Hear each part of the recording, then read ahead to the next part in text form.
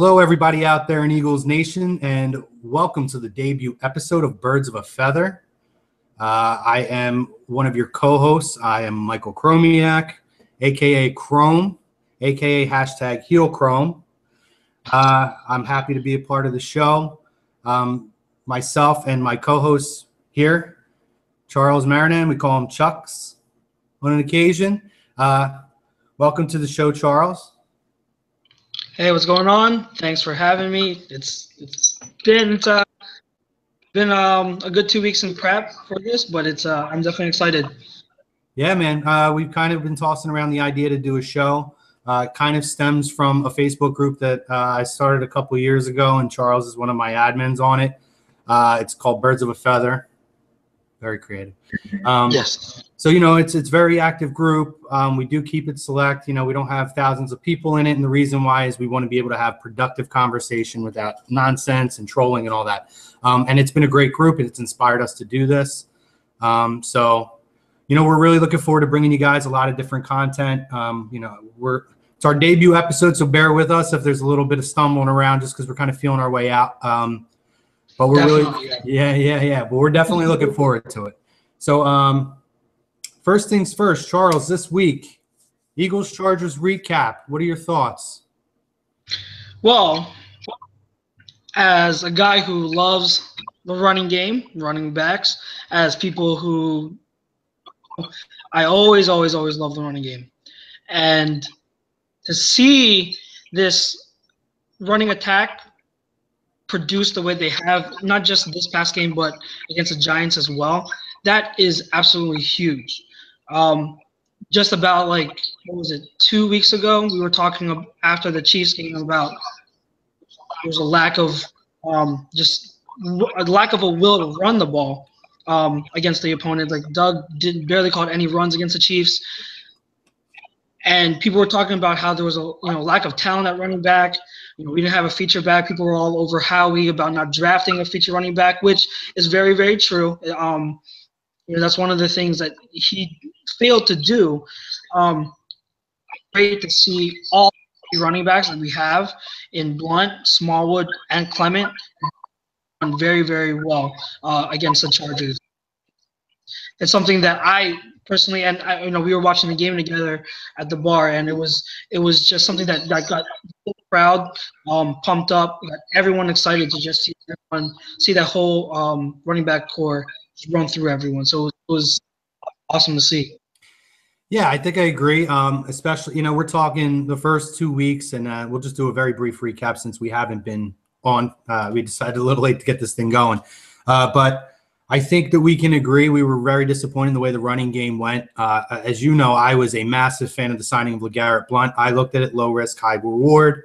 And I think what I'd taken away is that it took a little while to get the train moving. But one thing I know we're going to touch on a little bit, and I'll give Doug the credit. He's finally figured out that against teams that you can run against, run the football. How many coaches have we had that, between Chip and Andy, neither of them refused to defer away from the game plan, and that's run the football. We have a big bruising back. This is the way DeMarco should have been used when we had DeMarco Murray here. Yes. He's a big bruising back that can run north and south. A lot of the first couple weeks when he was in the game, he was running east to west. The one game he didn't even have any carries. Yeah. But even in the preseason, that was the way they were utilizing him. And another thing I know that I want you to touch on, because you definitely have raised this point quite a bit, was the offensive line seems to have finally stepped up. It was scary the first couple weeks. Carson's still taking a lot of hits, but it's opening up the running game, which in turn now is opening up the passing game. So give your thoughts on that offensive line there. Well, I think it's already, like you said, it's huge because I wrote in my blog post earlier, which I'll tag later on, but pretty much 2 weeks ago when I posted that blog post, I talked about how a lack of a will to run also affects the line, and that's because when you're running the ball, not just effectively, but when you're just having an effort to run the ball a good amount of times, that helps the linemen get into a flow of things, they're attacking the defense. They're attacking that defensive line. They're getting momentum. They're building confidence. They have that nasty attitude of being able to push and attack them. So, with the offensive line now the past 2 games, getting more of a feel for the running game, that's helped build their confidence. They get more of that nasty attitude, and you can see it because they're pushing. They're dominated the Chargers defensive line. Joey Bosa did not come close to Carson Wentz. Peters had him locked down the whole game, and so you can see the difference that it's made. Even with the rotation of Wiz and Warmack there, kind of like it's weird to see left guards, but it's for now it's because they're able to get that force of defensive line, and they're able to impose their will, and they just controlled. Even last week, the Giants, they controlled the line of scrimmage, and that's the difference in the game. Yeah, I totally agree with that. I think I have to call him out on it. We've talked about it. I'm a little bit disappointed with Lane Johnson this season. I think he is an amazing player, but I've seen a lot of really boneheaded plays this year. A few times he's gotten beat when he shouldn't have gotten beat. Overall, he's still a great player. I mean, for him to have those kind of things, he's still a lead over everybody else. But there's a few concerns with that, and I don't know what the reason is, but I think he's got to clean up those mistakes. And I have to say, I agree with Jason Peters. Absolutely dominated this week, and I think Peters is another guy. In the beginning of the year, there was a little concern. His age starting to catch up to him. He was getting beat a little bit too, but it seems like the last 2 weeks he's started to settle kind of back in, and he's starting to play back at that Pro Bowl level. I'm still concerned a little bit with how often they're getting to Carson. I mean, we're fortunate that a man his size can move around as fluently as he can. A lot of people, there is a lot of comparisons to Ben, but I don't think he's as bulky as Ben, and I think that he moves around a little bit better. He's a little more evasive than Ben.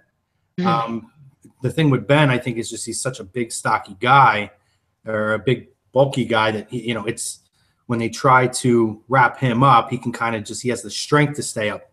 Carson, it's evasiveness. I mean, he runs the football. He runs it effectively. Is he a speed demon? No. But because he has that elusiveness and that agility to make cuts, my concern with him, he's got to start going down a little more than he does. He takes hits a little too much instead of sliding. But I digress. I'm really impressed with the offensive line the last couple of weeks. I hope that that's going to continue going into this week against Arizona. Another point that I know we were going to discuss is Doug Peterson, but I want to go back to him because let's go into the wide receiver conversation. What we saw the last, this week, if we want to touch on previous weeks. I think this is where we differ a little bit. I know you're a little down on Alshon up to this point. I'm not saying that he's quite at the elite level that we possibly expected, but I think he's still been an elite wide receiver. He's been much better than anything that we've had. And I think that the payoff that we've had with him to this point has been good, and the leadership's been great. And I know we'll get into Nelson Aguilar. But let's talk about Alshon to this point. Give me your thoughts on Alshon up to this point and the season that he's having. Okay, so you say we differ. I don't think it's that much of a difference because let me preface it by saying I love having Alshon here. Okay, like I really, really do. And heck, like just having that big target for Wentz is amazing because Wentz is the type of person, he's not the most accurate quarterback right now, especially on his deep ball, and we've all seen that. But to have someone of Alshon's size who can make up for it because of his catch radius, that's huge. And you saw, he's made plays. He had that one touchdown against he had that late grab in the Giants game to set up the game. He's been horrible. He hasn't been horrible. The only complaint about Jeffrey that I have right now is that we haven't had those wow plays from him yet. Like, we've seen from his time in Chicago, he was just like none, one of the best when it came to 50 ball in the air. Just going up and grabbing it, over defenders, over triple teams, double teams. He was among the best at it. And we really haven't seen that so far. Does some of it attribute to Carson Wentz accuracy? Oh, definitely has. But there also were times where there was a catchable ball. I remember the one play against the Redskins where he could have caught it, and there was a debatable ball on the right sideline early in the Chargers game, where you could argue he could have had it. But my point is that he's known for being elite at that, and we brought him in here for that reason. He hasn't shown it, but at the same time, I'm not crucifying the guy. I think it's just a matter of time, because I think are still building chemistry, and it's going to take a few weeks. But I do expect it to happen sooner rather than later, since we're already in week 5. I think give it a couple more weeks, and I am expecting that chemistry to start to really, really pick up momentum. And I want to see big plays from Alshon. I want to see on the deep ball. I want to see them connect on that red zone fade in the corner of the end zone. I want, because that's what we. So with Alshon, it's not that I'm being hard on him. It's just that, hey, like, we haven't seen the top level playmaking wide receiver that we brought in. But it's more of a case of still getting there, not a case of it's not going to be there at all this season. It's just we haven't seen it yet. I want to be patient because I understand everything, and I think everybody does need to be a little patient. But the fact is. So all right. So I'm glad that you mentioned it, because I do think part of why we haven't seen that is obviously Carson's a little bit more accurate than what he had throwing to him in Chicago. When you talk about Jay Cutler and the, barrage of quarterbacks that rolled through in Chicago while he was there. That being said, I agree. The first couple weeks, I think it was a little bit tough. Was it week 2 though? I believe against Kansas City, he had a good game, or was it week 3? He had a pretty solid, productive game. He had a touchdown in week 2 against Kansas City. Yeah, and it was a productive game for him. I think that was kind of starting to finally get into the offense a little bit. In fairness, I think that you could see those kinds of plays, but it's very clear that Carson's more accurate than what he's had. But I think Carson's been very inaccurate this season. He's not throwing good deep balls at all, which in turn I don't think is opening up enough of these short pass opportunities or midfield opportunities. I think he's catching for pretty much everything that's thrown to him within reason. I know we've differed. There was one play this week. You thought he should have caught the ball, and I think myself and our buddy John thought it was a little bit tough. He had to reach over the back of a defender, and I know you want to say, that an elite wide receiver should make that play, but it's not made every time. I think that we'll see him make those kinds of plays. I'm not really super concerned with what we're going to get from Alshon. And I do agree with you. It's a week-by-week progression. I do think Carson's getting more comfortable throwing to him. And I think that chemistry is it's slow and steady, but it's getting there. Now, to follow up on that, with what you've seen from him at this point, do you sign him and just take away his name? What you think he's brought to the team, and even for myself, just from a leadership standpoint, I do believe that he's assisted with guys like Aguilar, who I'm sure we're going to touch on. But do you feel at this point he's worth a multi-year deal, maybe not max dollars, but a lot, a high value, high guaranteed money contract? Yes, I do. And I think that I hope that shows that I am confident in Alshon. Like, all my criticism so far that I've said, like, I love him here, and his presence alone gives us a legit threat on the outside. It's going to be like a top 10 wide receiver that we saw before. You can argue for or against that, but regardless, I think that it's good as here. He's good for Carson Wentz's development, and if I had to decide now, knowing what I know now and how he's, done so far, but looks out to be progressing, I still sign him. Right now, I still sign him to that extension at the end of the year, get him the money he wants, and make sure he's here for the next couple of years. I think that him and Carson relationship so far, and it's only going to get better from here. Okay. So before we get to Aguilar, let's jump to Torrey Smith. I don't think we're going to spend a whole lot of time on him, but Torrey Smith, again, I think not a huge difference in opinion, but I do think we vary in a little bit of this. I know you're very down on Torrey, understandably. There's been some frustration. Again, the thing in my opinion, with Torrey Smith, what opens up him or opens up even more opportunities for guys like Alshon is being able to have an accurate passer who can throw a deep ball, because that's his thing, right? Yes, I think Carson's missed a lot of opportunities for that. Maybe the chemistry's not there. I don't know. But I'm not totally disappointed with Torrey Smith. I think just his presence alone draws attention to where it opens up the middle of the field for Aguilar and some of those short passes and cut routes that you get from Alshon. But I see where I know you're going to go over this, where you come from. He's dropping some passes. I'm not going to put him on the Aguilar level yet. There's a lot of drop passes to get to Nelson's level over the last couple of years. But there is a little bit of I don't want to even say a frustration, but a disappointment. He's another guy, though, I think as the season progresses, I think Carson will get more comfortable with throwing deep balls. I think it's something they need to work more on in practice, because it's not happening at this point. But I think that with that, I think he'll be a little more he'll be more of an asset. And I think really if they can get that one kind of booming, deep, 60, 70-yard touchdown pass under their belt, it's going to be a whole world of difference. I think it's almost like the next guy where we're going to talk about. This is Nelson Aguilar, where Nelson comes in, and Nelson, I think he had so much pressure on him now this year. And in fairness to Torrey, he played in two shitty spots the last couple of years with quarterbacks. I think he has a lot of pressure on him. And I think he needs that kind of confidence booster to say, hey, I'm still Torrey Smith. I can still make an impact.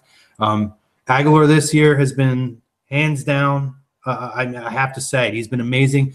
The MVP of the wide receiver core to me at this point. He's catching everything. And I mean everything thrown to him that's possible, which I can't believe I'm saying this, because if you were in the Birds of a Feather group, guys, I shit on this guy for the last year, not 2 years, because I gave him. You weren't the only one.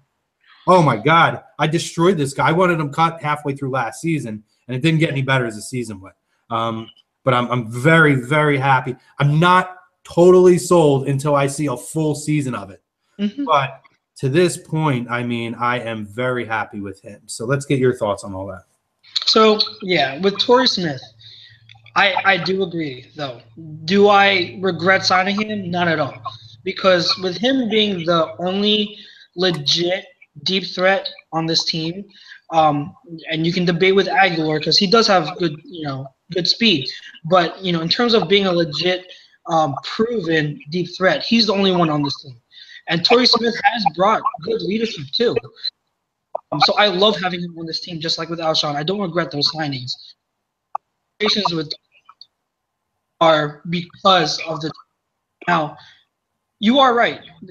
Carson Wentz's deep ball has been so inaccurate, and that's what Torrey's here for, the deep ball. So the first 3 games especially. However, this past said that they worked constantly on the deep ball in practice in preparation for this Chargers game. And I think you saw it because I believe there were 2 passes specifically, one to Aguilar in the first quarter, and then I think it was to Ertz. I forget, it was the second or third quarter, where he hit him in stride, and they were both beautiful touch passes. You can tell his deep ball was getting there. The thing is, there were still passes that Torrey Smith was dropping. And it's very concerning because one of them cost him points. And that's not the first time this season where one of Torrey Smith's drops has cost him points. Week 2 against the Chiefs, he had a touchdown reception right there. It was a catchable goal. It's a fair assessment. Yeah. And so with Torrey Smith, do I feel like it gets to the point where I think you have to start looking elsewhere? No. I will say that I think you still have to give him several more weeks before you start to really push the panic button on him. He tweeted out, after the game that he's as frustrated than he's ever been. He knows he's going to bounce back, and I believe him. I do believe him. I've seen Torrey Smith since his Baltimore days. I was a big fan of his game. I thought he was a really, really, really good deep threat and a good wide receiver. I believe in his skill set. Like you said, I believe his time in San Francisco, he was just pretty much in wasteland. It was a wreck. But I think he's in a good situation now. I think it's just you have to be patient with him and with Alshon, and give him more time to develop. Make sure that chemistry on the deep ball with him and Wentz has time to develop and get there. I just want to make sure that even though you are being patient, you have to point out that hey, he's been bad. There's no beating around it. He's been bad. That's all. That's my thoughts on Torrey Smith. As far as Aguilar goes, you know that since the day he was drafted, I have been high on this kid. Now, his first 2 seasons, I've been as hard on him as anyone. He was horrible. Like, oh my gosh, you would hear him tear it up at practice. People always say, "Oh, he has a skill set. His route running is the best on the team. He can beat anyone on any type of coverage." Into the game, he can't get separation. He can't catch anything. He can't make a play at all. Even when on like an easy end around, he wouldn't be able to make a play.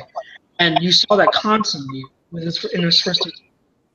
I think right now the way you're seeing him play, I know this was like a big take early on in the preseason, but when Mike Quick said that I was a receiver on this team, I believed him, and that's something I have always said. In terms of just talent and pure skill, Aguilar, I believe, is the most talented wide receiver in this wide receiver group, because he has not only the speed, but he knows how to get open. His route running is very similar to Jeremy Maclin's, whom I was also a big fan of. Maclin was my favorite wide receiver. But when we drafted Aguilar, the reason why I the draft pick so much is because his skill set was very similar to Macklin's. Really great route runner, good hands, not great hands, but very good hands where he can catch away from his body consistently. He will go deep if he needs to. He has that good long speed. He makes quick cuts. He has everything you need in a wide receiver. It's just that mentally he wasn't there the first 2 years, and you saw it. His confidence was shot. He could not get out of his own head. And, I don't blame anyone for being down on him for the first 2 seasons. It was warranted. He deserved all of the criticism. What I do believe, though, is that this is a perfect example of just a young player needing time to develop. And, us as fans sometimes having to be more patient with these young players where, if they don't show anything the rookie season, it doesn't mean the end of the world for them. I think you need to be able to notice that sometimes rookies, they don't pan out. Sometimes in their sophomore seasons, they don't pan out. There are so many instances where players really break out in the 3rd or 4th year. And we've let too many players go on this team, Deion Lewis, go way too early, where they become great players. And I do not want to see that happen with Aguilar, because I think now you're seeing in his 3rd year, he's starting to come into his own, and especially in that slot role. That slot role where he doesn't have to be on the outside facing press as much. Like, he gets that and he can just run free. He gets open. So I love Aguilar this year. I think that I believe he can keep it up.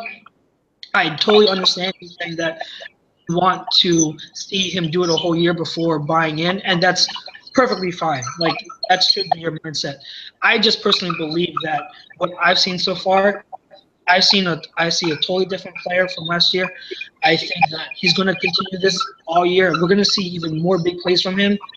And I think that he's going to play himself into a contract next year, because I think he's going to be one of the core of this offense for years to come. As well he should be. I mean, again, I'm giving it the full year, but I don't disagree with a lot of what you said. And, for Mike Quick to say that, it says a lot. I mean, he was an elite wide receiver for a long time for the Philadelphia Eagles. So I just want to brush on these next couple topics a little quickly here.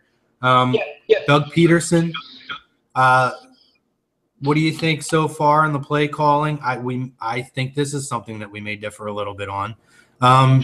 There are things that we agree on. The running game has been very good. He's actually utilized the running game, which we haven't seen.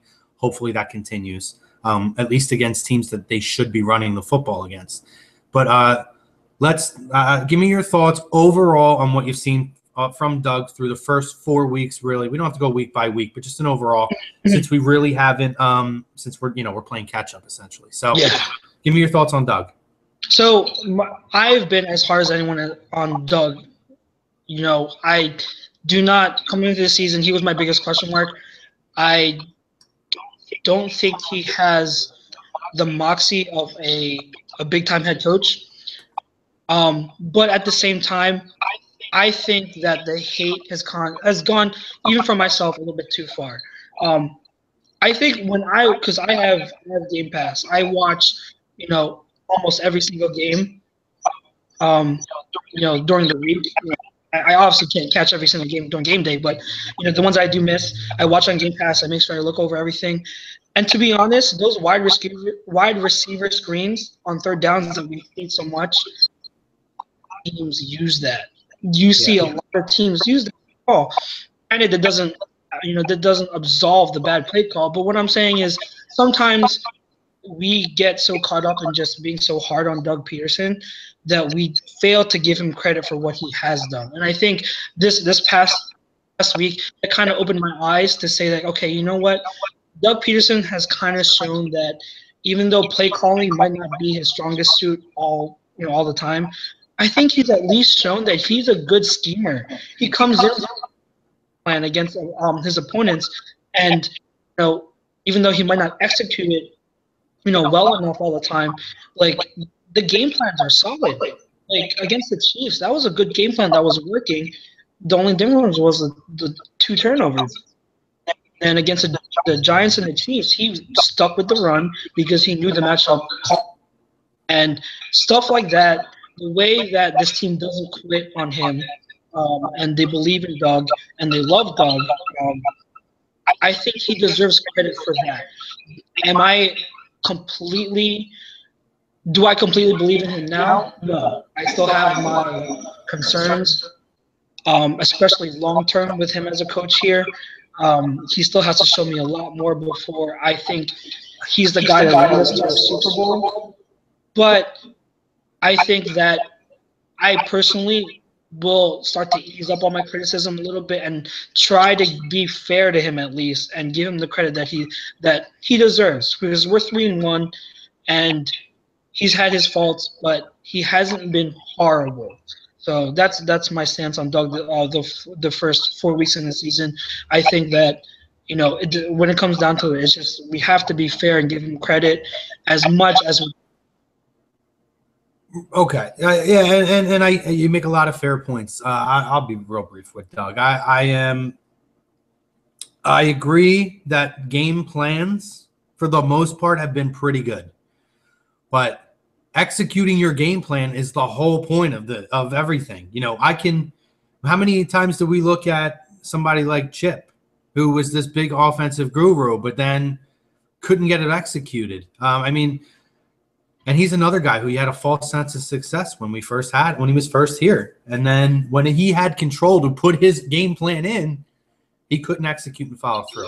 My thing with Doug, I've seen things that we haven't seen here from coaches. And in a way, maybe it's a refreshing thing, the fact that he is inexperienced. So he's not like – he doesn't have this ego already. He's kind of just building his foundation.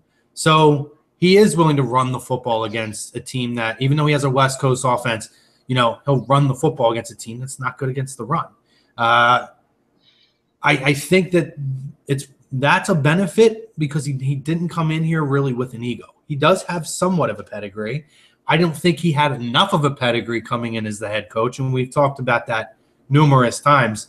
But that being said, it is what it is. I do think he has good offensive game schemes. He learned from one of the best with Andy. I love that he has somebody like Schwartz. I do think that the benefit for him is they put good guys around him. Having, for a guy who's not a defensive guy, he went out and got one of the best defensive coordinators out there. His schemes are good. As far as Schwartz goes, the only thing I'm going to say, he can't be the guy who's wrapping him up and tackling him on the field. We got to figure that out because, you can't say that what he throws out there, and this is, and I'm sure Doug game plans the defense with him, at least has an idea of what's going on. The guys are getting there to make the stops. They're just not making the stops. So I don't put that on Schwartz.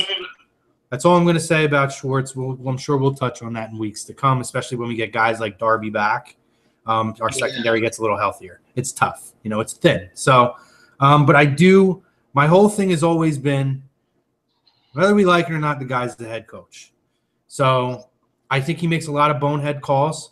4th and 8 in our own end of the field. Oh God, and that's a play that was huge. I mean, that put us in a position to lose that game last week.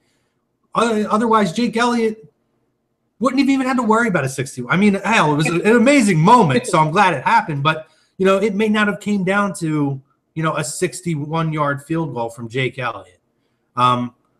I do like the sense that he didn't panic with a guy like Jake Elliott. He was willing to, the guy missed 2 kicks. He's a rookie kicker. Still had the confidence to throw him out there. I mean, me and you talked about it. Guy has a booming freaking leg. And I saw that even with that one miss that he had from 50-some yards where he could have cleared 65 easy. And I said, you know what? I'm not mad about this miss because what I saw in him is something we haven't had in years. Beyond Akers, I know Akers has kicked a 60-some yarder, but that's not his thing, right? Mm-hmm. So what I liked is that he stuck with the young guy. He's not afraid to give these young guys, and look at Aguilar as another example of it. He's willing to give these guys a chance and work through the difficulties, right? And I think that showed this week. He continued to throw Elliott out there, and I think Elliott's got that kind of confidence now. He kicked every kick that was, thrown down, whether it was a chip shot, whether it was a 50-some yard kick. He was there, and he was effectively getting it done. So I do like that. Yes. Every head coach, every scheme, I don't care who they are, when they come in, they should get 3 years. If by 3 years or halfway through the 3rd year, it's just not working, it's time to bring the axe down and go in a different direction. So year 1, it is what it is. They had their backs up against the wall anyway. We didn't expect much. What I expected this year is to see progress. And what I have, not just with the team, but with Doug's coaching, I've seen him progress this year. I've seen his game planning get much better. Love seeing him utilize the run to open up the passing game for the West Coast offense. And use the short pass. Clock management. That I saw this week. That 4-minute drill that they ran. Oh, that's great. Oh, man. When's the last time you seen that? When the hell have we seen anybody run a clock management? Either they didn't manage at all, or they were just play after play after play. 10 seconds in between plays going down the field, which is terrible clock management in the opposite direction. But I will give him that too. I've seen having Carson there, and Carson seems to be very smart. He calls audibles at the line. Doug has the trust in Carson to let him make those kind of calls when Carson sees something in the defense and they need to make a change. And the clock management's been amazing. So I will say that between the running game being utilized and the clock management, I'm very impressed so far. That said, he's another one. Let me see how this year plays out, because last year we started 3-0 and the wheels fell off. I don't think that's going to happen this year, but I'm not getting overly joyed right now. But we'll see how it goes.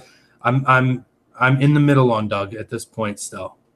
I think I agree with you. I think I agree with you in that. I'm in the middle where, as the beginning of the season, like I said, I was really hard on him. I was really, really, really, really skeptical. But, the 3 weeks preseason, but he gave us nothing to feel confident about in preseason. Yeah. First offense with the second. I mean, Garrett Blunt's an example. You got a freaking guy you get to run north and south, and they ran him east to west every play. The guy was going to do – they almost got cut. They almost cut this guy, and now last week he runs 16 rushes for 136 yards. You freaking – I think I think that shows that, and I was preaching this a lot. We have to have learned, especially from that 2015 season with Chip Kelly and Sam Bradford and DeMarco, that we cannot overreact to the preseason. Like coaches, like they were running LeGarrette Blount east to west. That's true, but who knows? Maybe they were doing that because they were trying to work on their power run scheme, their sweeps, and they're just doing it with LeGarrette Blount out there just to get the like. Not you can't. The game plans and the plays are so vanilla in the preseason, and everything is just it's so easy to overreact. That's why I have learned to not take anything in the preseason at such an extreme level. The overreaction about Corey Clement, who's very solid, but again, he's only just a guy. Like I love this guy so much. I think he's going to be so good. I'm more impressed with him than I am with Smallwood. He's got balls. He runs with the balls this big, dude. I love him. Here's the thing. Before we sign Blount, we can even go back in the group page. I was excited for Clement because he is that type of tough-nosed, no-nonsense runner. Like, when I scouted him pre-draft, I was like, okay, like, he's a solid guy. And when we got him, I was like, okay, since we only have Pumphrey and Sproles and Smallwood, no one's really that power back. Like Smallwood tries to run like a power back, but he is not. He's only 208. He doesn't have the physical stature to be a power back. Clement, I was really excited for, especially since the fact he's a local kid. He's from Glassboro. I work in Glassboro. I worked in Glassboro. I have a friend that went to grade school. Like, I was rooting. It's just that the point is there's an overreaction where he was getting 3 yards per carry in the preseason, and people were wanting him to be a starter and actually be a feature back. His perfect role is what he is now. Him in certain situations as a rotational guy, so that when he crashed the whole game, pound it and extra yards. Those runs he had late in the fourth quarter to close out that game, that's clutch. That's what I want him to do, all right? I want him to do those kind of runs, but I don't want him to get 20, 25 carries a game, main guy in our backfield, and I'm not expecting him to be. The whole thing about Clement, and that's the whole thing about the preseason, is just calm down, take it for what it is, but don't overreact, because who knows? Like, you never know what's going to happen in preseason. And from the preseason, can't talk into the regular season. Listen, I'm going to wrap this up. We're going to move to the next point. I'm going to wrap it up like this. We obviously miss Sproles, and I'm going to say this. Let's hope we re-sign him next year. I really do. I don't even know if they necessarily will need to, depending on how these guys develop. But this guy needs to retire an Eagle. So find a spot for him. If he's healthy enough to go out there and continue to make cuts and run a football, bring this guy back. I'm gonna leave it at that. We'll get into Sproles another week. I don't expect Clement to run the football every play. I don't think everybody's necessarily clamoring for that, but we did see weeks where he had 1 touch or 2 touches, and it said, "Hey, put the ball in this guy's hands 7, 8, 9 times and let him run the ball." And you know what? He did this week, and his balls were this big. Love him. So I think that there is definitely a role. I think we can both agree. I love Blount. I think they're utilizing him the right way. His beast mode run this week was insane. But LeGarrette Blount is not our elite quarterback, at least for the future. We don't have an elite quarterback yet, running back on this team. So with that, we'll move on. We'll see how the run game goes this week. I hope that it's another defense they can run the football against. Let's hope we see a little bit of that this week. I'm going to touch I think we're going to touch very, very quickly on the defense. We're just going to cut a couple quick lines on the defense. I've kind of already said my case. I think the defensive scheming has actually been really good. It's all about execution. They're getting to the place to stop the plays, but they're not making the tackles.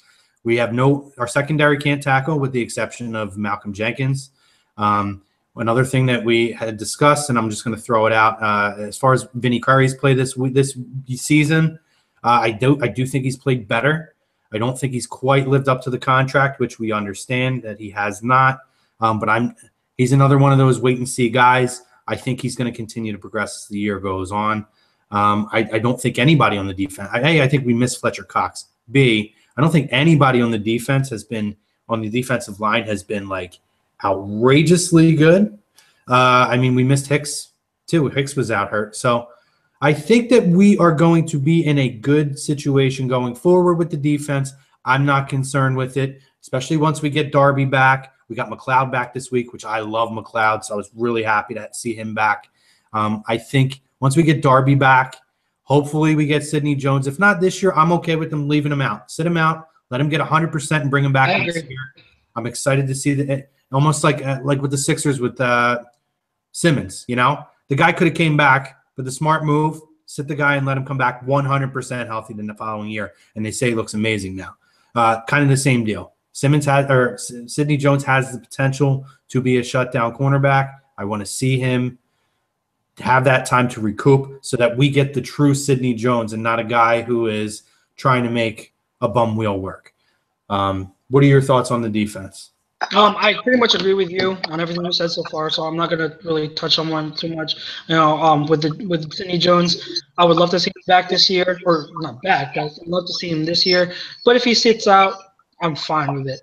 The other thing I want to touch on is there's a play of Russell Douglas. Going into the game last week, I thought he was playing well. Obviously, a different case against the Chargers. He got beat.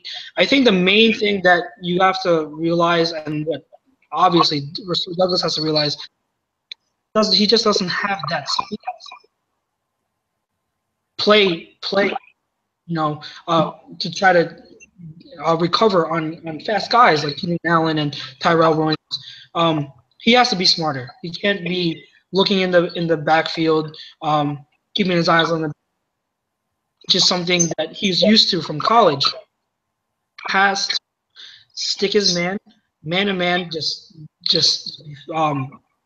man up and be physical, but time give enough cushion where he's not getting beat deep, because that's what happened. I think he's still going to be a good corner.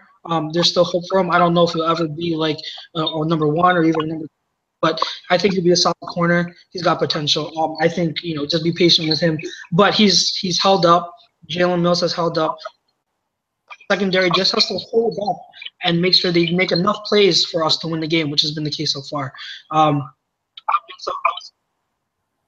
How the defense played. My dogs are barking. All right, it happens. But I'm surprised about the defense played without Cox. I thought that would be a difference and would end up in a loss. But they held up and they did well. So that was a good sign. I think I'm very pleased with the defense so far, and I think it'll only get better. Yeah, and two last little points. I'm just going to throw them out there. Totally agree with you on Mills.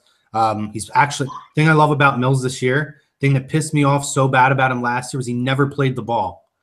He's getting his head around and he's making plays on the ball, which in turn he's making better plays on those deep throws and those different routes that are happening.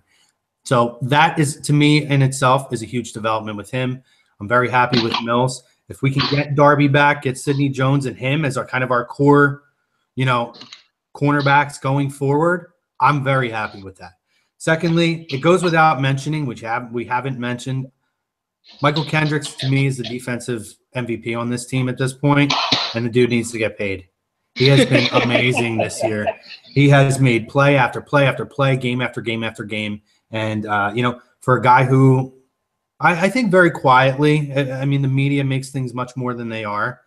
But, he never held out. He reported. I think for a guy who seemingly is unhappy, the guy just said, you know what, I'm going to go out there and show it on the field, and he is. And I love it. So pay the man. Either pay the man or send him somewhere that they'll let him pay. They'll pay him.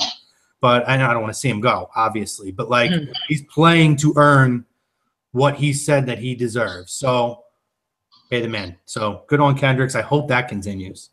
I want to move on. We're going to move on to the last few little points here. Let's just do a quick rundown of the division.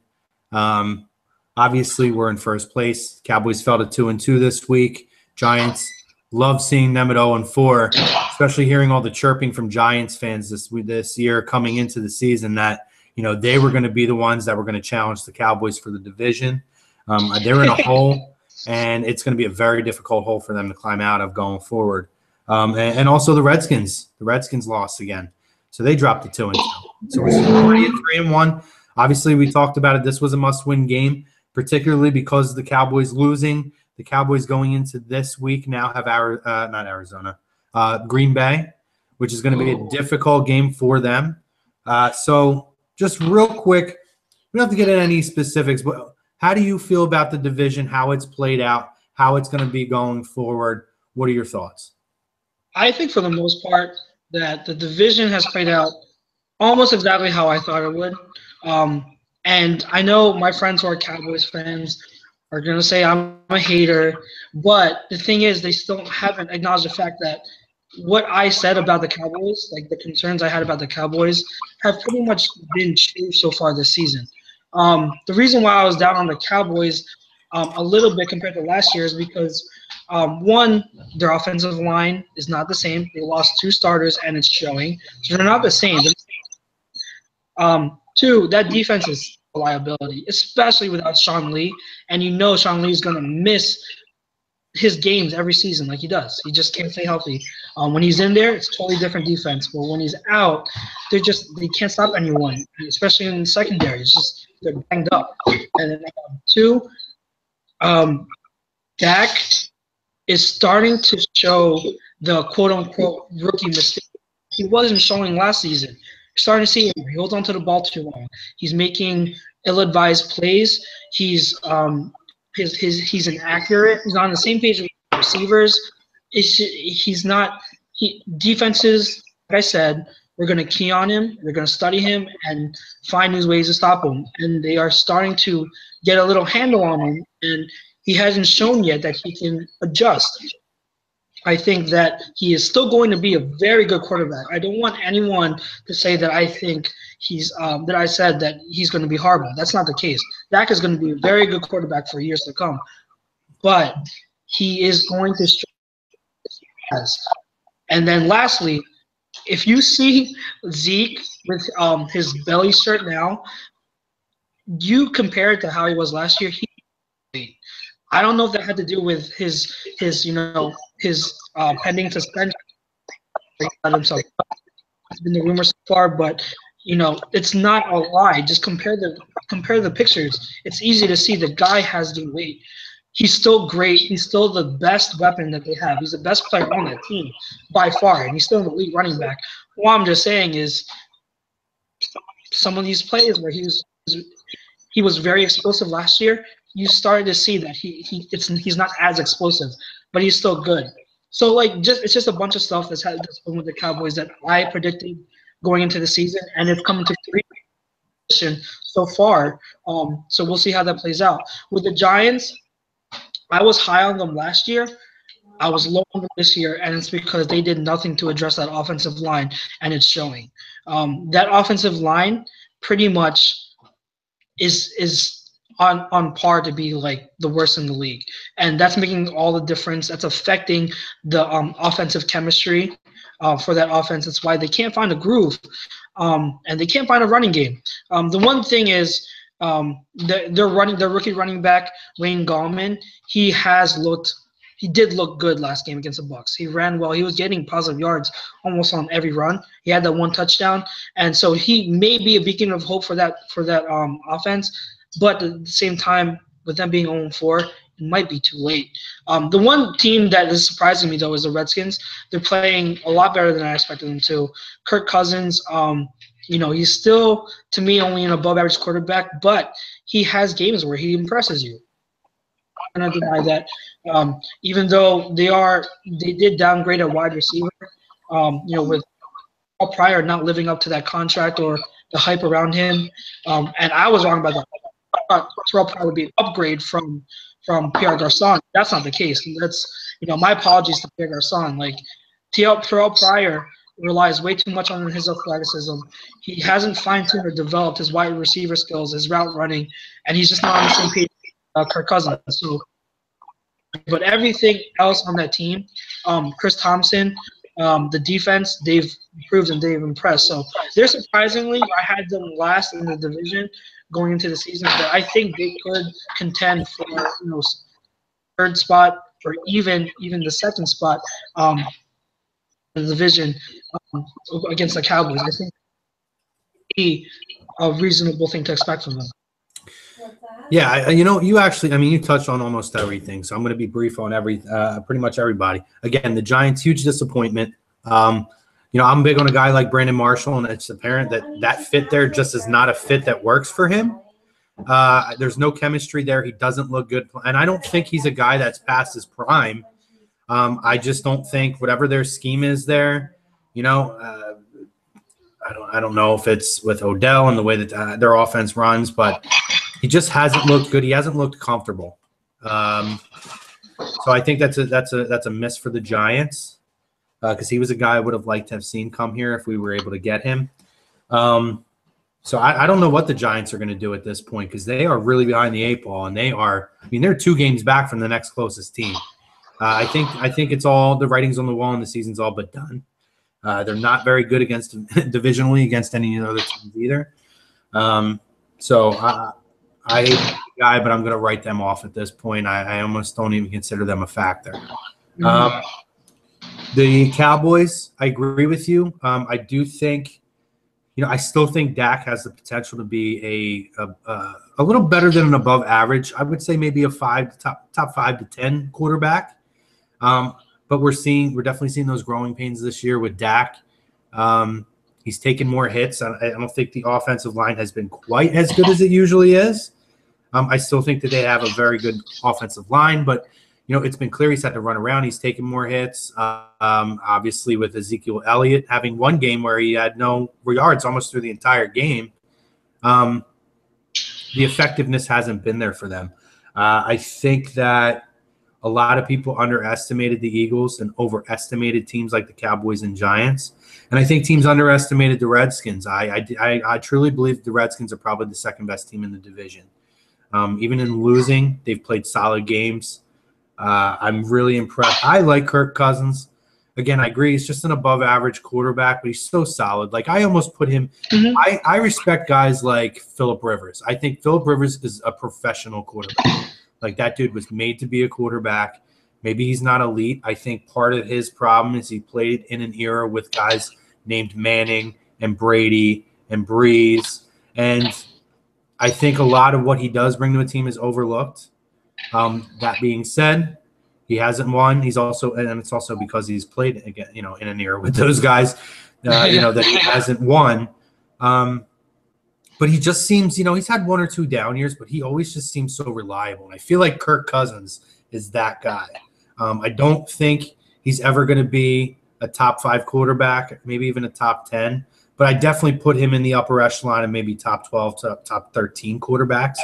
He's definitely a guy that, I don't know if I ever maxed the guy out, but he deserves a good solid contract and a place to throw the ball for a long time. Yeah, and I think he's always going to put up good numbers. He's always going to be a guy that'll throw a pretty good, accurate ball. He needs weapons, but if they put the right guys in front of him, I think he'll be fine. So I'm not really concerned with him. I think that they're going to be the team that we're going to have to look out for. I agree with you on everything that you said about Zeke. I don't know what it is. And in fairness, I'm not making it an excuse. This whole thing going on could be a distraction. And the thing with the Cowboys is you have Zeke and you don't know how long. So you need to win these football games while you have him. Especially because the offensive line is not looking like it usually does. You can't bank on our offensive line's amazing, so we could throw anybody out there. Darren McFadden will go right in and he'll have, this or this or that, however many yards. Like, you can't bank that guy's going to walk out with, 15 carries and 70 yards and a touchdown. You just can't bank on that because your offensive line's that good. So I think it's very concerning for them. I like Dez Bryant. Player-wise, as his talent, I like Dez Bryant for them. But he's losing a step, and I think year by year you start to see that. The only guy who seems to be the ageless wonder for me is Jason Witten. Screw that guy. I love him so much, and he's a freaking Cowboy. But, how can you not respect him? He's such a great player, and he's fun to watch in a weird way. When they're losing and he's catching balls, he's fun to watch. But it's just he's a guy that amazes me to see that he's just like the ageless wonder. He continues to produce. He's always there making big catches in big spots. So, you know, going forward, we're going to touch on it week by week. But at this point now, my concern is the Redskins. So we'll see how this plays out going into next week. I know that we're going to do a little bit of a reprieve. We were going to go into a fantasy segment. I think we decided with this being the first week, we're going to scale that back. Also because there was an article that came out today that Charles felt very passionately to discuss. Before we get into that, I think it's only fitting. So if anybody knows me and Charles, we actually went to high school together, and we met on senior trip. And one of our bonding things, as weird as it is churros. So I felt fitting that every week, instead of giving a game ball out, we give out a churro.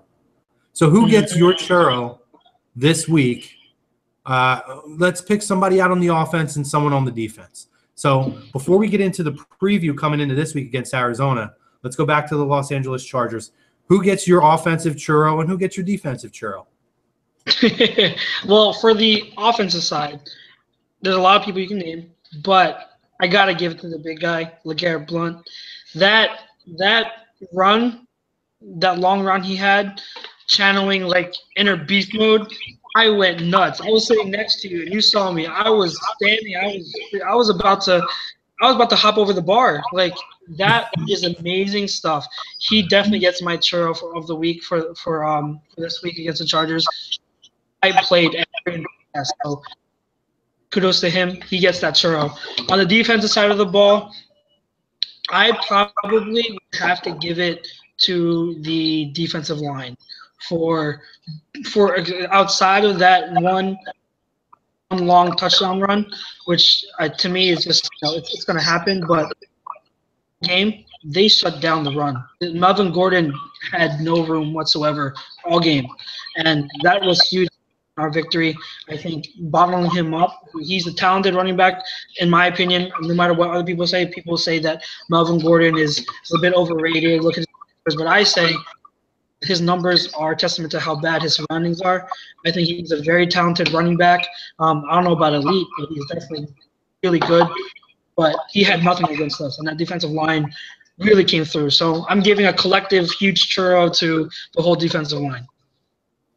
Nice, and I like your choices there. To be different, because I mean, obviously Blount would be my offensive one, but to give another recognition out, I'm gonna give it to Aguilar, because big catches that helped set up a lot of those drives, or kept those drives alive.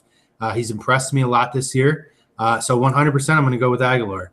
Having a little difficulty on the defense. I agree with you with the defensive line. I'm going to give 2 out, and it's kind of going to be more for individual plays, because I do agree with where you came. The big hit that Malcolm Jenkins put on when nobody was making tackles and basically just picked up the running back and body slammed him, that was number 1 for me. Number 2, and I'm very happy with Chris Long, rushing the quarterback, stripping the football. I'm very happy with his signing. We discussed that. I was happy with it to go in. I didn't know what to expect production-wise, but the guy's got a winning pedigree, has played on Super Bowl teams, and he's another guy who's got balls this big. He likes to get in there, and he likes to play. And he did come into the season, I heard an interview, he wanted to get in and prove that last year was kind of a fluke, the last couple of years, and that he could still play, not at maybe at an elite level, but at a high level and contribute to a winning caliber team.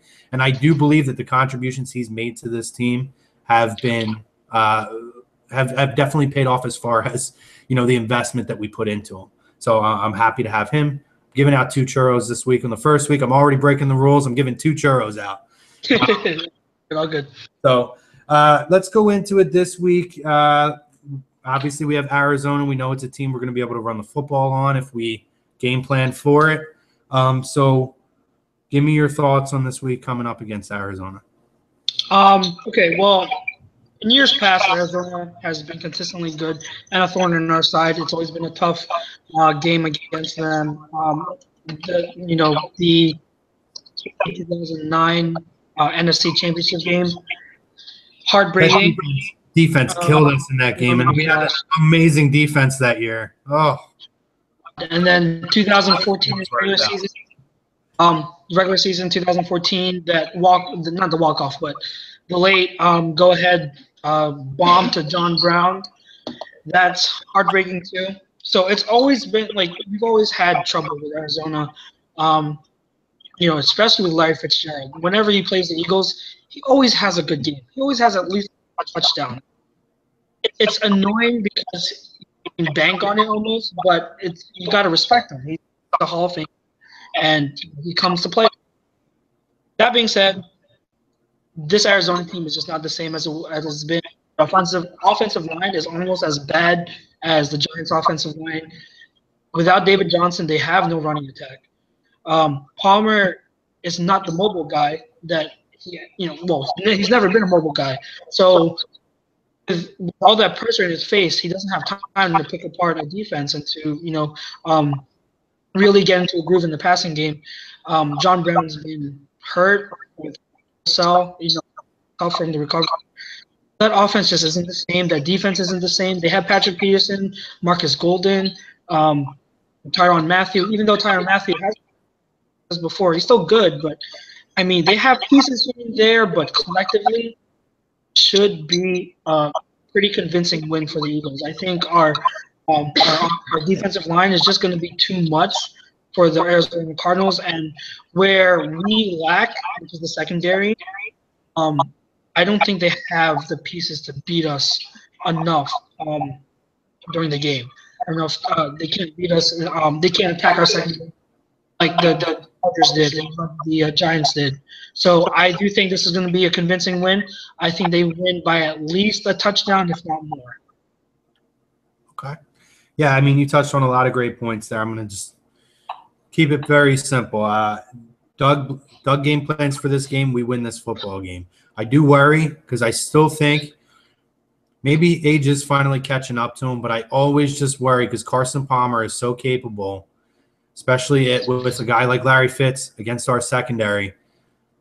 Palmer is still capable of having that monster quarterback, monster yardage throwing game, and he's still an accurate thrower.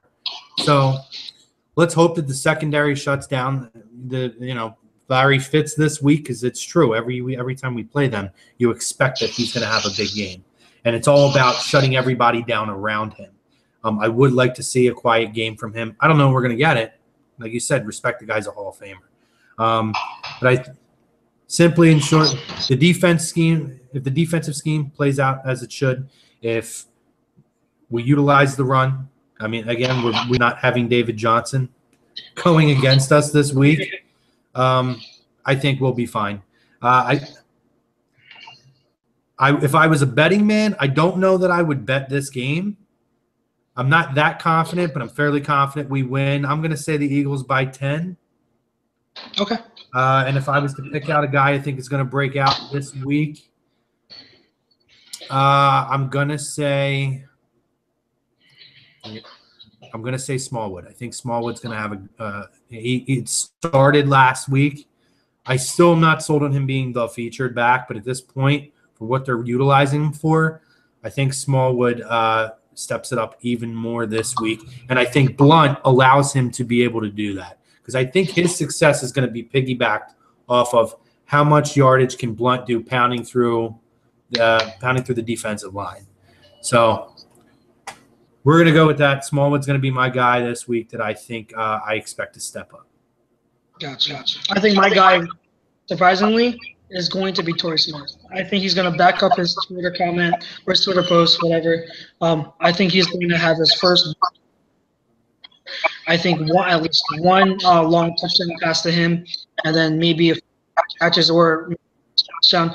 Either way, he would be my breakout week coming up. I mean, is this the week we see Carson really start to hit his stride and throw the football accurately? Because, I mean, I'm waiting for it. I don't think he's that far off.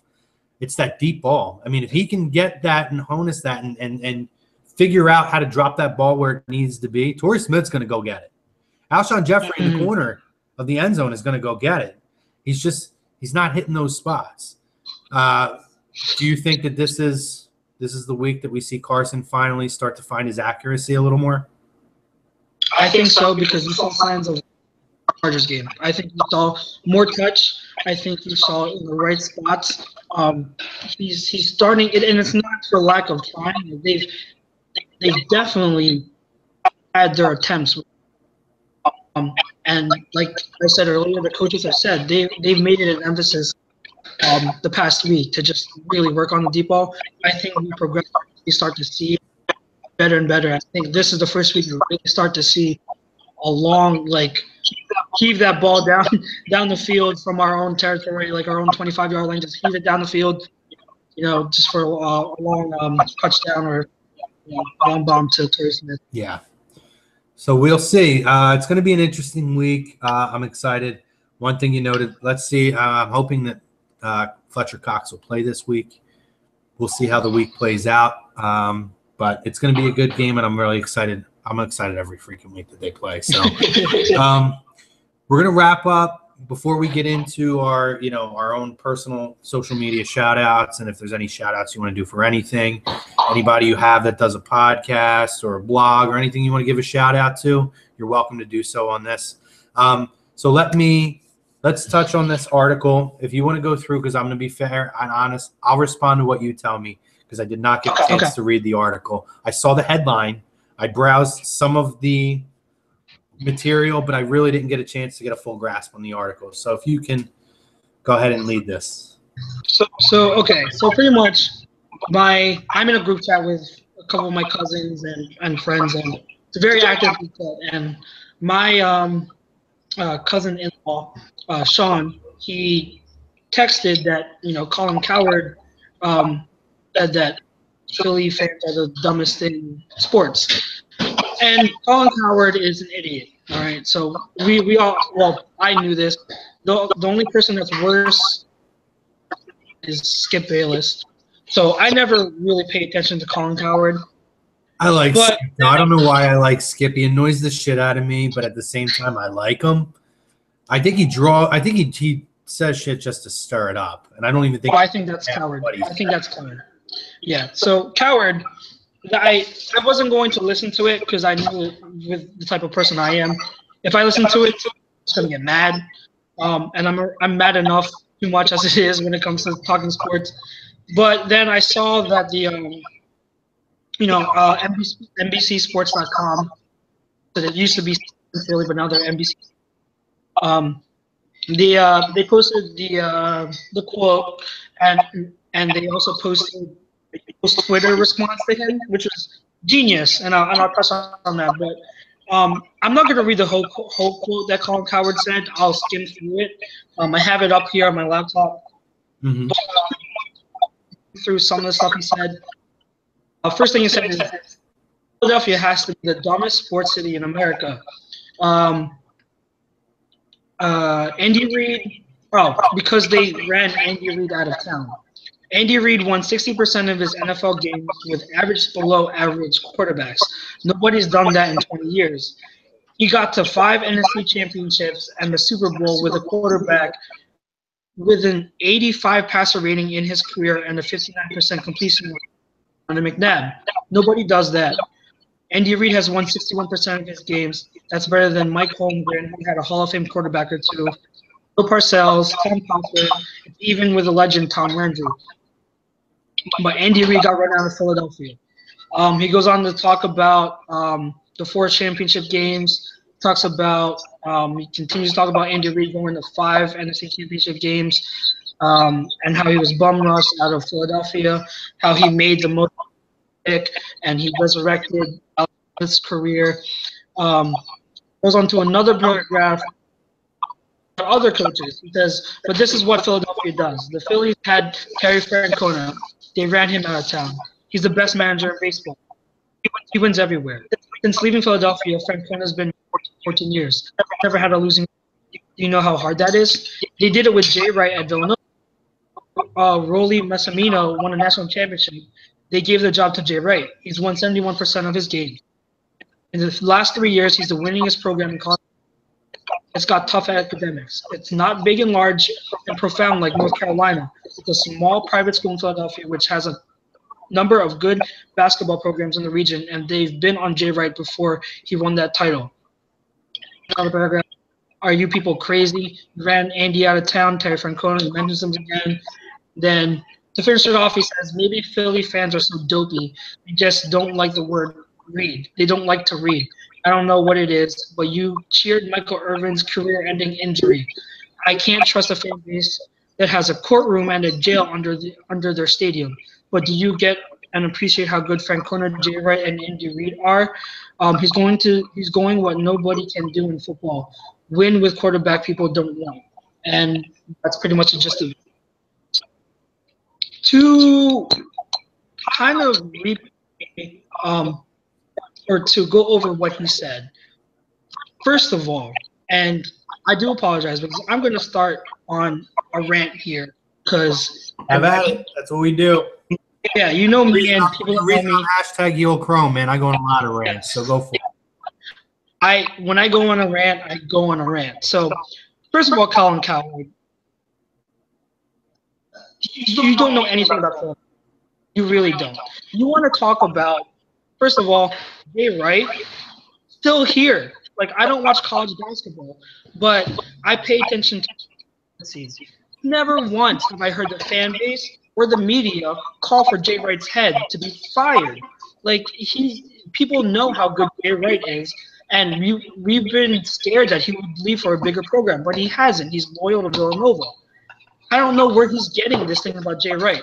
Terry Francona, I can't say much on. That's more something you can touch on because I don't watch baseball. So that's on that. Yep. That's more so your territory. You can touch on it. But like with Francona, I'm sure like what he said was more to it than what he said. And when it comes to Andy Reid, okay, 15 years. The last few years he was here, he didn't win a playoff game. Despite his success, he went to the 4 straight NFC, lost 3 of them, went to the 1 Super Bowl, got out coached in that Super Bowl. And then in 2008, 2009, he went to the 5th NFC Championship game and lost. He's never won a Super Bowl, okay? And plus, Colin Cowherd saying Nab is an average or below average quarterback. That's idiotic. Okay, that's very idiotic. Don't just look at his stats and say he has a 59% completion rate. Do you remember how bad our wide receiver core was for most of McNabb's career? It was a joke. Like, his wide receiver core was a joke. His best wide receiver was Brian Westbrook. That's the only legit wide receiver. Had Terrell Owens for a year and a half, but we all know how that ended up. And he put up crazy good numbers with Terrell Owens. Don't even say that McNabb was an average quarterback. McNabb, borderline Hall of Famer. You can debate if he gets in or not, but he's not an average quarterback. He's not an average quarterback. Okay, so get that out of your head, Colin. Like, you are touting Andy Reid and saying that we kicked him out of here. Well, the thing is, it was time for him to go. It's when you're in a spot for a long, long time, which he was in Philadelphia, sometimes we're the end of your tenure, just time for you to go. You need a change of scenery. Philly needs a change of scenery. They need to change things up. It was definitely a case where both sides just needed it. And I thought he should have hired seasons before he got fired. So I was calling for him to get fired and let go way before he even did, because I saw it coming. There was no more future with him. That Andy Reid, I love Andy Reid. I will always be grateful for him. He is a great coach, very underrated. But to say that we ran him out of town and we're idiots for it, that is one of the most idiotic and ignorant quotes I've ever seen someone make about the city of Philadelphia. Okay, someone like him doesn't understand the Philadelphia fan base. We're passionate. I'd argue the most passionate in football. And people outside of Philadelphia can laugh and scoff all they want, but it's the truth. There is no fan base, maybe besides the Raiders fan base, but now you can kind of like put that up in the air because they're moving to Las Vegas. There's no fan base that goes all in on their team as much as this fan base does. Live and die with our Eagles. It is our religion. Philadelphia's religion is football. So there's no fan base that's more passionate. And does that lead us to trouble sometimes? Yes, it does. You have your idiots at games, at the vet that got into fights and all that. That's why we have the jail cell at the vet, not at the link, by the way. So get your facts straight. We didn't have a court and a jail cell here. We had it at the vet. That's no longer the case. Like you're gonna have every city has their idiots. Okay, every city has their dumb fans. I had a stretch while I was listening to sports radio. I was giving it a try. I was listening to Mikey Miss on 96. And I stopped because I could not stand to the idiot fans that were calling in. It would make me want to pull my hair out. It made me want to throw my phone in the car. Okay, so there are idiot fan bases here in Philadelphia. There are idiot fans. There are. I'm not going to sugarcoat it. There are dumb fans. Also dumb fans everywhere, no matter where you go. I spent 10 to 11 years after high school in Jersey, and I was working at a sports memorabilia store called BC Sports in that market. New York market, I've had people, I've been a sports teacher, I've had people, I've interacted with so many Giants fans during my time working, which was like over 2 years. You encounter just as many dumb fans in New York as you do here. It's the same thing.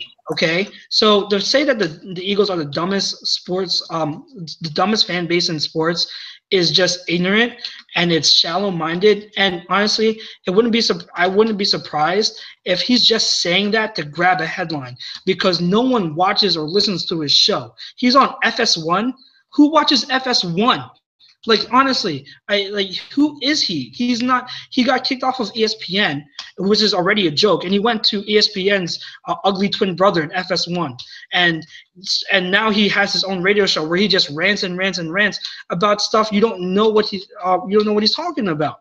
So, sorry, Colin, but you saying this is just ignorant, and it goes to show that you're nothing right now in media. You're nothing. And yeah, you want to stir up the fan base. You stir up the fan base. That's fine. But I'm pretty sure a smart fan of football, not just a Philly, will see your comments and just see them as inaccurate, because they're not on point. You touch on a lot of things that are so off base and just so subjective and just flat out idiotic. So sorry, Colin. You have your fame that you wanted. You stirred up the Philly fan base, and that's fine. But you look more like the idiot here than we do. That was good. I appreciated that. I'm not going to get too much into it because you hit on a lot of it. As far as the whole Jay Wright thing, that right there takes credibility against this guy. If anything, when there was rumors that NBA teams were going after Jay Wright, they're like, no, don't let this guy go. Pay him more money and keep him here. I mean, and it's because Jay Wright is a great college coach, and we appreciate that and understand that. It's why the guy is constantly a contender to win the tournament, but with guys that none of them get drafted in the NBA, with the exception of a handful of guys. I mean, I think that national championship team, I don't think they had any real NBA players on that team, but it was such a good team. You know what I mean? So that's kind of an that's a stupid point. As far as Terry Francona goes, it wasn't the Philadelphia fans that ran Terry Francona out. That was when you had an ownership group that wasn't willing to spend money. Terry Francona was set up to fail in Philadelphia. They did not bring enough talent around him. He caught certain guys towards the tail end after Fergozzi left, where you had guys like Schilling and guys who were kind of tailing off. But they went through a very, very unproductive, difficult time that Terry Francona was basically put at the helm to manage. If anything, I think they gave him an opportunity to learn how to manage, which has positioned him to succeed now. But I don't ever recall people screaming for Terry Francona's head. I think if anything, they wanted Bill Giles and the ownership group to sell the team because they weren't spending money back then, and they were just putting a shitty product on the field. So as far as Francona goes, that's an irrelevant point. It's a stupid point. Plus, you're talking about a guy, it's his first managerial job. And, to sit there and say, oh, he's the greatest manager now, that doesn't mean anything. Joe Torre won how many titles with the Yankees? I'm a Cardinals fan. Joe Torre was the manager of the Cardinals and was not a great manager with the Cardinals. Cardinals fired him, and then I think after 94, went and hired La Russa. He took the year off. I talked to him at the Little League World Series, Joe Torre, while he was calling the play-by-play of the Little League World Series in Williamsport, and then he took the Yankee job the following year when they fired Buck Showalter. So you can't predict those kinds of things, especially guys who don't have a ton of managing experience. Now, Torre did manage the Mets before that, but he wasn't a great manager with the Mets. So it's tough to call that. Also, Francona had great guys to work with as far as what he had in Boston, and then great guys to work with in Cleveland. I think what we learned about Terry Francona is he's always had very good teams, with the exception of the Phillies. What he does so well is he manages the personalities and manages the egos. That's very difficult to do. He has a lot of good young guys now that he's put in good positions. But he didn't have that with Philadelphia. So it's a stupid point again. Andy Reid, I agree. Andy, it was time to go. I am the biggest Andy Reid fan. I was the guy waiting on and clinging to that last moment. He probably should have went 2 or 3 years earlier, but I was like the boyfriend who dates somebody 2 or 3 years longer than you actually should. I just wasn't ready to let it go yet. You know what I mean? And it's not a knock on Andy. I think we appreciate Andy. I think we've always said that. I think Andy knew it was time to go. And I equate that, again, baseball is my thing. You could throw that the other end. St. Louis Cardinals had Tony La Russa, and they won in 2011. But you could tell at that time that for La Russa, he felt for the team, even though they won and they were a team that went back to the World Series 2 years later, still could have won, he felt that it was time for a new voice. You can only stay somewhere for so long. The era of guys managing and coaching, college football and stuff, they could still do this.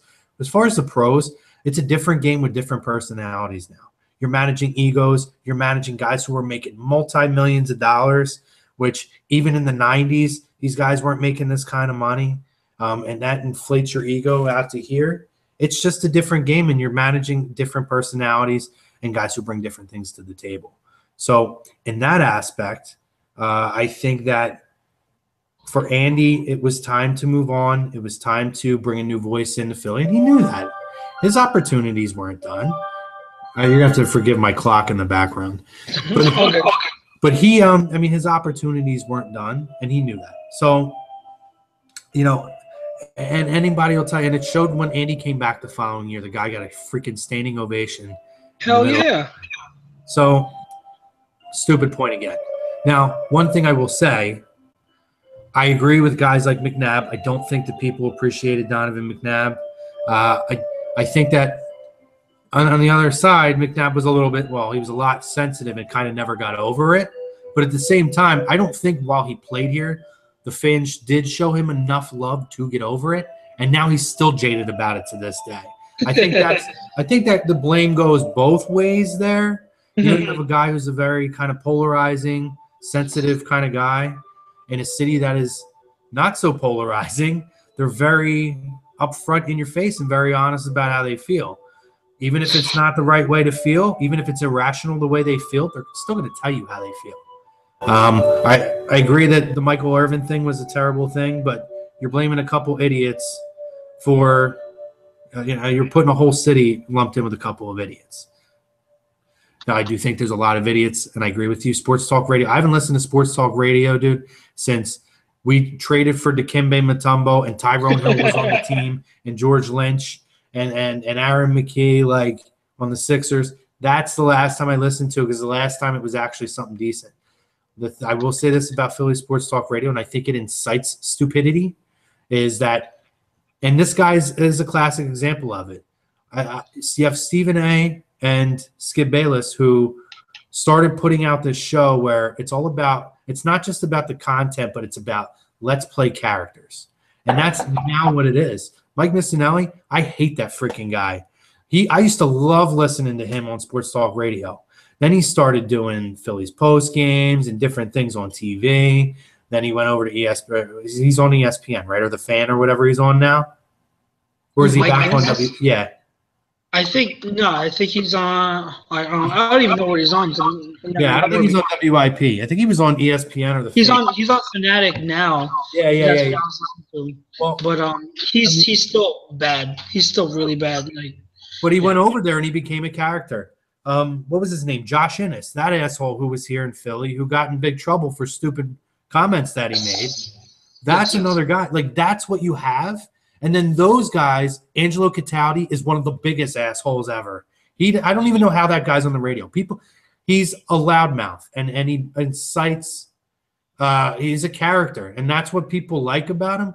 But he's a douchebag. He's telling 3-year-old kids to go kick a Cowboys fan, and he's telling people to throw batteries at J.D. Drew on the field. And the idiots in this town who are faithful to these guys who will listen to them. And I don't think that guys like him get enough of the heat that ends up falling onto the fan base. Like, we have these idiots who are inciting these people to do these stupid things, to boo guys that probably shouldn't get booed. I can't tell you how many times they're on there and they're knocking Andy and sitting there and saying they should go to the stadium and boo. Well, what do these idiots do? They go to the stadium and boo.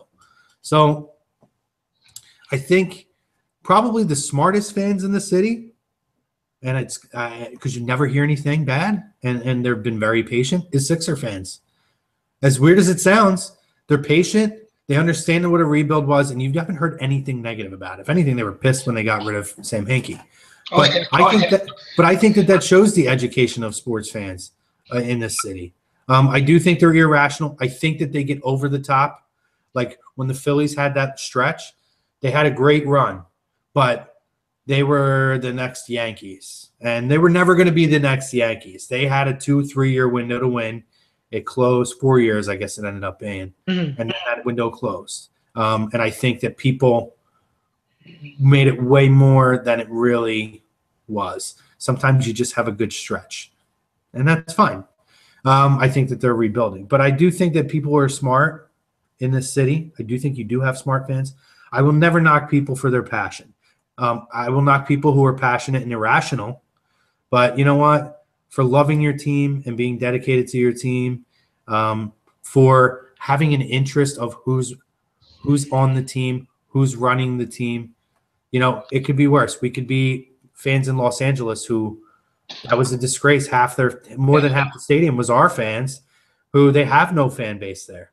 You know, this whole move to Vegas, I don't believe that there's going to be a fan base there. I mean, you look at the Dodgers in baseball, and you talk about Los Angeles. You look at a player like Mike Trout, who's the best player in baseball. You look at these guys, and there's no interest over there because it's a very laid-back area where they're casual fans.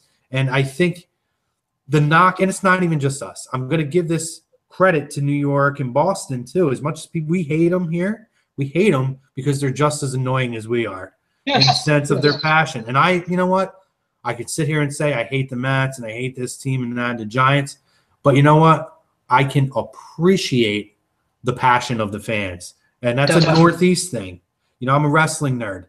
Everybody knows in the Northeast, wrestling is huge because there's such passionate fans. It's anything up here. We get invested. It's a blue-collar area where people work hard. So when that time is off the clock and it's theirs, they want to have something that they can invest in, something they can enjoy, something that takes them out of, you know, that daily grind. And that's just kind of how we are. And nobody should be apologetic for that. Nobody should be apologetic for that. So to be honest, I heard this guy's name, I didn't even know who the hell he was. I had to look up his picture.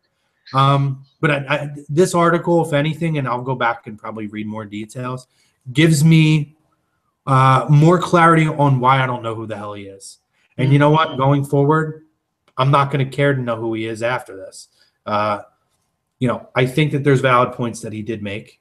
I don't think that they're to the ultimate argument he made, but he did make valid points of stupidity that happens here. But to sit there and say an overall fan base is this, when you're totally misinformed, when you're totally manipulating, which the media does, when you're totally manipulating a story to show a narrative that you want it to show, you could do anything. We could have a conversation, see the exact same thing, have a totally different view, and I can manipulate that story, whether it's true or not, to be whatever narrative I want, and you can do the same thing. That's why you see Fox News and all these different things. Fox News and CNN. I've seen them do the exact same story. It's like watching a whole different story on each channel. And same thing falls into the sports world, falls into these idiot journalists and television hosts, these so-called experts. There's some out there, and then there's idiots out there, and this guy is an idiot. So with that, I'm just going to leave it at that. He's an idiot. We agree. We agree. So with that, this is this is the end of the first episode. Ran a little longer than we expected, but again, it's our first episode. We wanted to get a lot of content in. We're also catching up on 4 weeks worth of time. I know going forward, we're going to be cutting it down to like a 45-minute to hour episode. What I would like to now give you the opportunity to do, if you have any kind of shout outs, any kind of plugs you want to do, promote your social media, where you would like people to find you at, all that good stuff. So have at it. All right, cool. So I'm mainly on, when it comes to talking sports, I'm mainly on Twitter, and I have my own blog. You can find me on Twitter at Chucks Moranin. That's CHUXMANAN. Again, Chucks Moranin. And then you can also find my blog, where on occasion I'll write up posts. Any hot topic, big topic that I want to get into, a big discussion with, or talk about a lot, I'll post it on there. I also talk a lot about fantasy football. I'm big into that, so you can follow the link for my blog there is chucksmoranin.blogspot.com. Again, that's chucksmoranin.blogspot.com. So you can follow my blog there. I haven't posted in 2 weeks. My last post about the running back position for the Eagles, the state of it, which was after the Chiefs I talked about. It's a long read, but it's in depth, and something that I put a lot of time into, because I love running backs, and the Eagles running back tradition and lineage is something that I was very invested in. So if you have time, give that a read. Give me your thoughts. Always comment. But on Twitter, give me a follow. I'll definitely follow you back if I don't already. And I'm always willing to talk sports on there. Nice.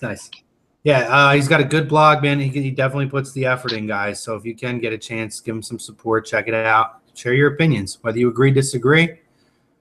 Charles is very open to conversation and debate. So I'm going to plug mine, and I'm kind of known as a social media whore. Typically, I go on my other podcast that I'm a part of. It usually takes 10 minutes, but I'm going to try to cut it down.